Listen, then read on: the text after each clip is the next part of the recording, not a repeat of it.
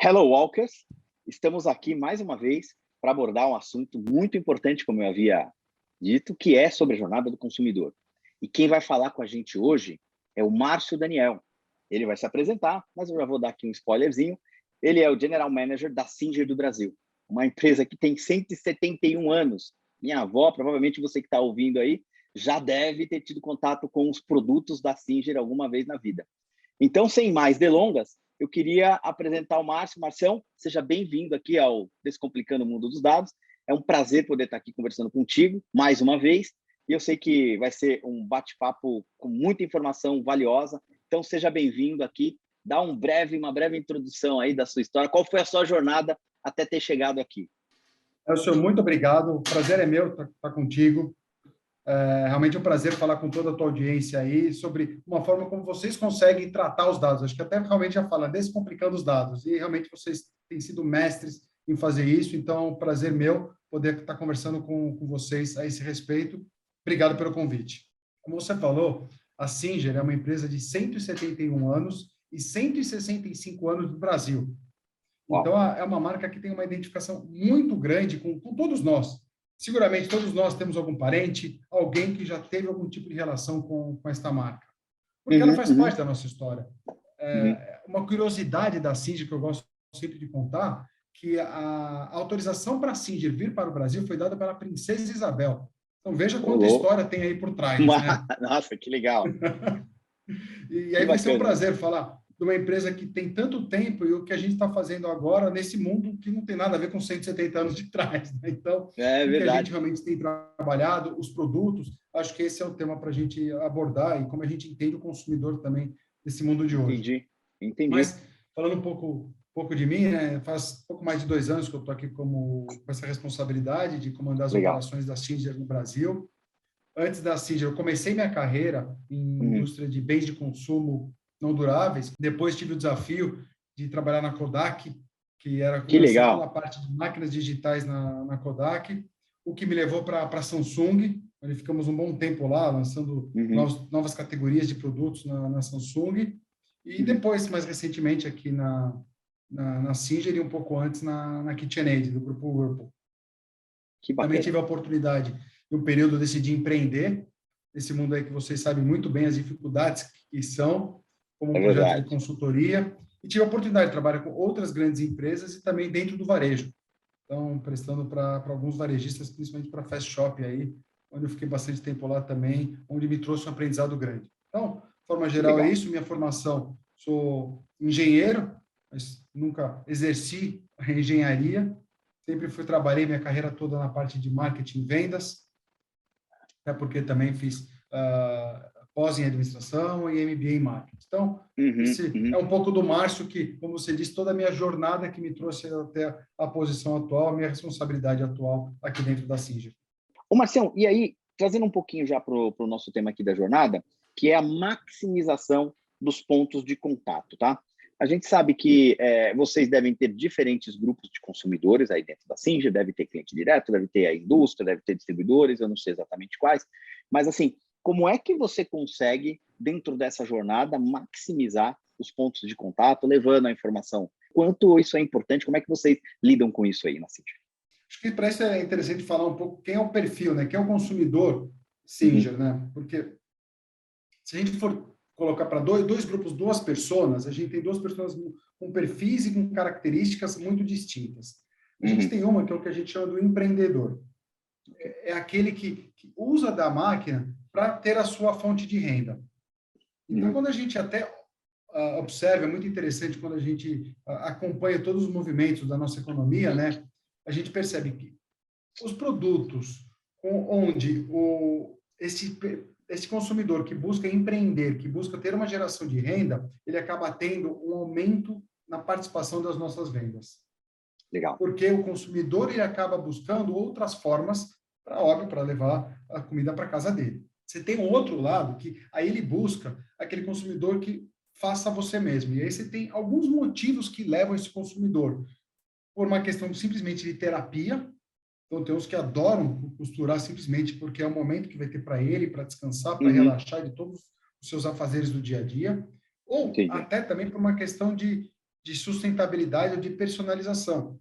Hoje tem ganho muita força essa questão da sustentabilidade. Como é que eu vou usar mais a minha roupa e reduzir o meu consumo? Como é que eu vou reduzir a compra de outras roupas que vão degradar a natureza? Enfim, todo esse conceito de sustentabilidade. Então, a gente tem Legal. dois consumidores muito diferentes. E o nosso grande desafio, até já entrando no ponto de desafio, é identificar quem são eles. Óbvio, como eu disse há pouco, a gente tem aqueles produtos que a gente claramente consegue identificar qual é o destino, quem é o consumidor que busca. Mas a gente precisa realmente ter muito cuidado para saber que a gente está falando com eles da forma correta. Porque um busca a realização pessoal, o outro ele busca a realização pessoal, mas o fator principal é a geração de renda. E como é que a gente transforma os benefícios dos nossos produtos em valor monetário para este consumidor? Legal.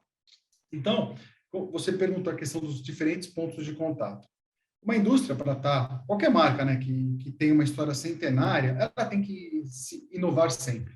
A indústria sempre passa por uma inovação de produto. E óbvio que ao longo dos anos tivemos e continuamos tendo diversas inovações de produtos. Todo mundo que olha a máquina de costura de pedal que ia andando até na manivela lá atrás, para hoje, produtos que a gente tem nas nossas máquinas de bordar, a gente tem todos os ícones de bordar na nuvem, e ele pode baixar para a máquina dele. Mas, de ponto de contato, a Singer, lá no início do século XX, aqui no Brasil, ela começou a ter suas lojas próprias. E nas suas lojas próprias, ela entendia como era um produto caro vender máquina de costura. O que ela começou a fazer? Ela começou a financiar o consumidor, ela começou a fazer parcelamento consumidor. Então, porque ela entendia as necessidades do consumidor. Ela primeiro entendeu que ela precisava ter as suas lojas para falar com esse consumidor, para entendê-lo. E por conta desse entendimento, que ela falou, poxa, eu preciso agora facilitar a compra dele. Então, começou a fazer crediário para o consumidor. Então, por isso que a gente tem muito forte conosco que este contato com o consumidor nos traz muitos aprendizados para que a gente possa trabalhar de forma correta. E quando a gente fala hoje, obviamente a gente tem que estar muito forte no online, porque toda a busca do consumidor, toda a jornada do consumidor, quando ele vai mapear os produtos, se a gente não tem os nossos produtos com as informações da forma que o consumidor precisa enxergar e que nós facilitemos essas informações para eles, muito provavelmente ele corre o risco de não comprar o produto mais adequado para as necessidades dele. Então, se ele precisa costurar uma calça jeans, é uma necessidade. Se ele precisa costurar uma blusa, uma camisa, é uma outra necessidade. Então, a gente precisa explicar isso para ele de forma correta. Ou, obviamente, para nós, ele não vai comprar, vai desistir da máquina de costura. Então, aí a gente realmente precisa ter essas informações corretas, primordialmente no online. Mas o ponto de venda, isso tem sido muito forte na nossa estratégia dos últimos anos. A gente precisa aumentar a nossa distribuição de máquinas, porque o consumidor ele precisa entender e muitos deles desmistificarem o produto. Você falou uma coisa muito legal aí, Marção, que chamou muito a minha atenção, do entendimento realmente dessas pessoas. A gente já falou disso aqui no segundo episódio, e duas coisas que eu acho que vale a pena destacar. A primeira é que as empresas que se preocupam com realmente o conhecimento, o desenvolvimento dessas pessoas, que você já trouxe aqui de maneira brilhante, tendem a ter essa pesquisa, 60% a mais de resultados. E a outra que me chamou muito a atenção é como vocês avaliavam o perfil e como vocês financiavam. Eu, há algum tempo, tive contato com uma cooperativa de crédito para caminhões, a maior do planeta. E esses caras, mais ou menos na linha do que você me disse, eles tinham um entendimento perfeito de que aquele caminhão, para aquele profissional, ele poderia ser mais ou menos adequado. Na hora dele fornecer o crédito, se o Márcio quisesse comprar um caminhão para fazer mineração e o caminhão que ele estava comprando era um caminhão inferior, que esse caminhão ia quebrar em 3 anos, 5 anos, não importa aí a linha do tempo, eles não forneciam o crédito para o profissional, porque falavam, olha, eu vou oferecer esse crédito, você não vai pagar. Então, ou eu não te ofereço, ou eu te dou uma consultoria, dizendo o caminhão que você precisa não é esse caminhão de 10, é o caminhão de 18. Eu sei que é mais caro, mas esse vai resolver a sua vida. Ou você muda de atividade e compra esse de 10. Eu achei isso fundamental, achei uma coisa que me chamou muita atenção. E eles tinham, diferente dos grandes bancos, uma visão totalmente diferente para a liberação de crédito, porque eles tinham um conhecimento do motorista, da empresa que fazia a contratação, compra dos caminhões, como nenhum outro fazia, né? Até aquele momento eu achei um negócio muito legal, o que me leva à próxima pergunta. Então, esse entendimento da jornada, dos diferentes personas que você tem aí, isso dá ROI, justifica você colocar um time de marketing, um time de BI, um time de dados, um time de analytics, ou seja, cada empresa tem aí o seu time voltado para a área digital, para captura de dados, para exploração desses dados. Vale a pena esse investimento? Dá ROI? Justifica sim, porque vou te dar um exemplo bastante prático. Quando nós lançamos a nossa máquina de bordar, com essas características que eu já mencionei anteriormente, como parte do entendimento de quem era esse consumidor, a gente fez duas abordagens distintas, como eu falei, um para o empreendedor e outro para o do it yourself. Uhum. Esse para o empreendedor, a gente lançou uma comunicação, um vídeo, onde a gente brincava com o quanto custaria a máquina e o quanto ele poderia ganhar com os trabalhos que esta máquina poderia realizar para ele. Entendi. E aí, no final das contas, o ROI não foi apenas para nós, porque as vendas aumentaram, mas foi para aquele consumidor também, que ele conseguia entender que quando ele colocava o parcelamento, que ele tinha o custo do parcelamento com aquela máquina, que tem um custo mais elevado, a gente está falando hoje de uma máquina de mais de R$6.000, fala assim, peraí, ele consegue rentabilizar ainda mais o trabalho dele, ele vai poder muito legal. Ganhar mais dinheiro com a máquina. Então, a gente fazia como se fosse realmente uma geração de resultados, um PNL para ele, para falar, olha como você consegue alavancar o seu resultado através dessa máquina e considerando o parcelamento. Então, um MVP para o cara, né? Exatamente. Quando a gente entende isso, essa necessidade dele, e a gente faz uma campanha com esse tipo de abordagem, e aí a gente vê que primeiro a gente, óbvio, tem o nosso site, né, as nossas redes sociais, que a gente começa a ver a maior procura por aquela determinada máquina que a gente está anunciando e está comunicando. E depois a gente vê os resultados na venda, obviamente que dá ROI, porque, afinal das contas, todos nós somos mensurados por isso, mas se não dá, a gente tem que repensar a estratégia. Exatamente. Muito bom. Pô, Marção, que legal, cara, que visão maravilhosa. E quando as empresas, a gente trabalha com várias empresas que têm uma política muito grande de microcrédito, uma delas é a maior empresa de microcrédito do Brasil, e tem uma missão, tem um compromisso com a sociedade muito grande. Isso move muito o querer das pessoas, dos profissionais que se engajam ao projeto. A gente, como prestador de serviço, a gente adora prestar serviço para essa empresa por conta dessa visão. Eu me lembro uma vez que eu li um material que dizia que você vai ser profissionalmente muito relevante, muito feliz quando você conseguir escolher o tipo de cliente que você quer trabalhar. E clientes que valorizam o consumidor lá na ponta para a gente é muito importante. Dá trabalho? Dá, claro que dá. Porque os dados hoje, a maioria, eu não sei como que é aí na Singer, mas a maioria dos dados são cilados. 98% dados da IBM, 98% das informações disponíveis nas empresas, elas estão ciladas. Então, isso não dá condição para o mercado, para as empresas de uma maneira geral, tomarem decisão de maneira assertiva ou data-driven, né, como é muito comum nesses dias. Então, Marção, acho que muito bom, muito legal ouvir, e eu gosto muito dessa história da ROI, gente. Então, o investimento é necessário, porque assim, não dá para você colher sem plantar.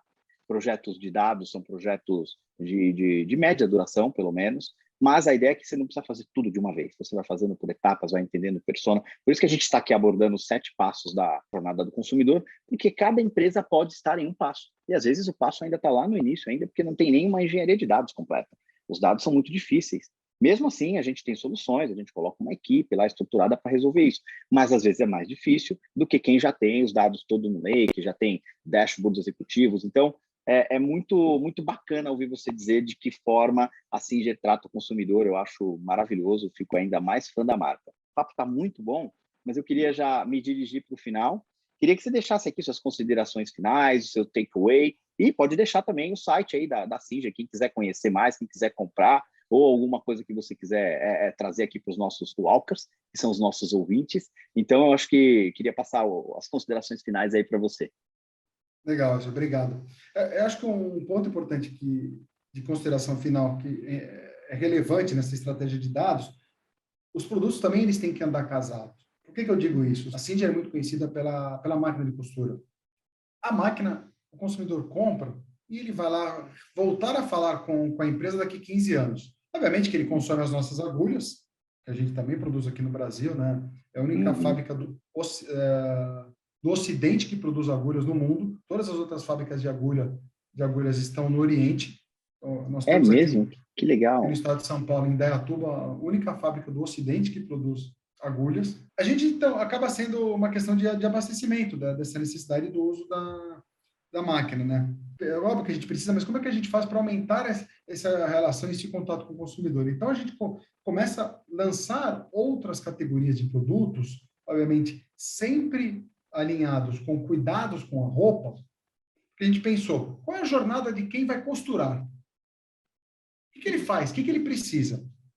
Ah, ele precisa de tesoura, ele precisa do molde, ele precisa do manequim, ele precisa de um ferro. Quando a gente começa a trazer esses produtos, entendendo que são produtos que estão relacionados ao mundo da costura, eu começo a ter contatos mais frequentes com este consumidor. E, portanto, eu começo a ter mais informação, eu começo a ter mais dados. E vai nos ajudar a ter as estratégias, a desenhar estratégias mais assertivas. Então, eu sempre digo que as coisas elas têm que andar muito alinhadas, produtos e informações. Porque, no momento, se eu tratasse apenas como máquina de costura, eu iria falar com esse consumidor hoje e daqui 10, 15 anos, porque a durabilidade das máquinas realmente ela são longas, mas eu preciso continuar falando com eles e preciso continuar entendendo as necessidades deles, as perspectivas deles, porque quando ele for daqui 10, 15 anos buscar uma máquina novamente, eu já sei exatamente o que ele precisa. Então, a nossa estratégia tem passado muito por isso, mas, de novo, dentro sempre do mundo da costura. O nosso ferro, ele foi desenvolvido para quem costura.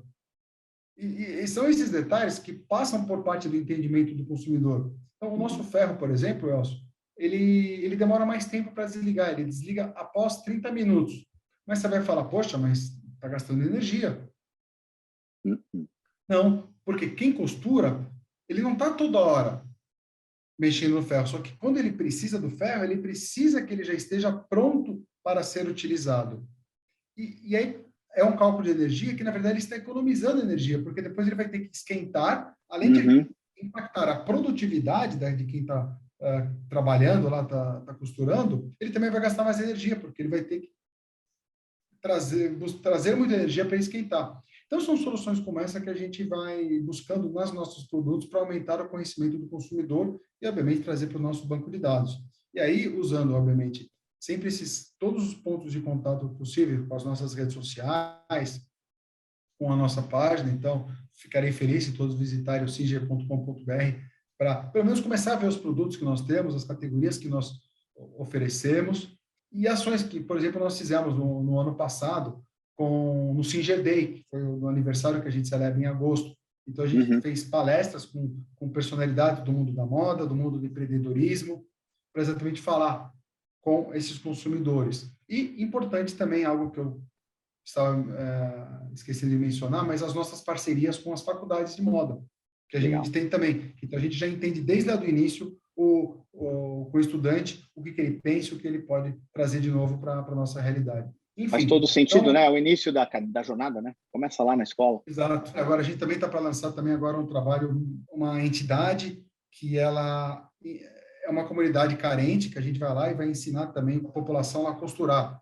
Então, aí estamos falando com o empreendedor, porque a gente começou, eu quero máquina. Não, mas não é só assim. Porque a gente sempre dava, mas a gente quis reformatar esse projeto, porque não é simplesmente dar o peixe, é ensinar. Eu não gosto, Márcio, desse negócio de dar, cara.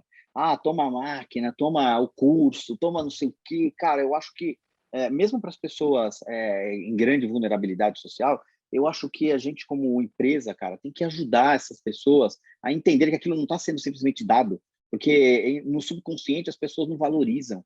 Então, eu gosto muito de vamos construir junto, tá aqui, a gente vai viabilizar. Perfeito, e o conceito é exatamente esse. Então, o ponto era, a gente está criando professores do mundo de costura.